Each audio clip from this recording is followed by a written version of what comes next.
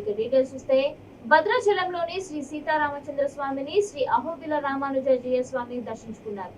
ఆలయం వద్ద నుంచి అహోబిల రామానుజీయ స్వామికి అర్చకులు మంగళ వాయిద్యాలు పూలమాలలతో స్వాగతం పలికారు. అనంతరం ప్రధాన ఆలయంలో ప్రత్యేక పూజలు నిర్వహించారు. సీతమ్మ తల్లికి పుట్టిన సంవత్సరం సందర్భంగా జిఆర్ మఠం నుంచి సీతమ్మ తల్లికి సారి సమర్పించారు. పసుపు, కుంకుమ, పూలు, పండ్లు, గాజులు, పట్టు వస్త్రాలు సమర్పించినట్లు భద్రాచల జిఆర్ మఠం అధ్యక్షులు గట్టు వెంకటాచార్యులు తెలిపారు. జిఆర్ మఠం నుంచి మంగళ వాయిద్యాలతో మహిళలు ఊరేగింపుగా సారి తీసుకువచ్చి సీతమ్మ వారికి సమర్పించారు. ఈ కార్యక్రమంలో వికాస తరంగిణి అధ్యక్షురాలు కమలా రాజశేఖర్, జిఆర్ మఠం సెక్రటరీ రంగారెడ్డి పాల్గొన్నారు. జై శ్రీరామ్. శ్రీ స్వామివారి కళ్యాణం స్వీకరించిన భక్తులు మీ కోటనామాలు మా రైతు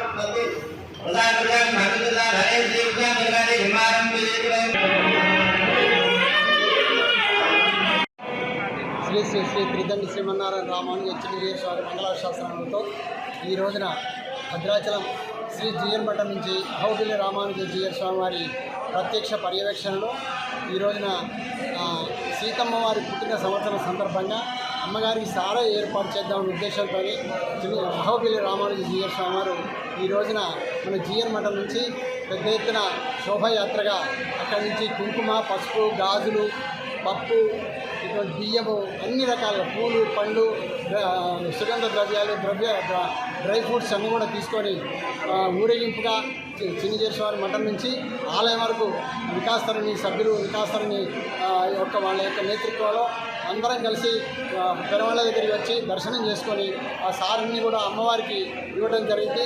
ఈరోజు ఎంతో ఆనందదాయకంగా భావిస్తున్నాం.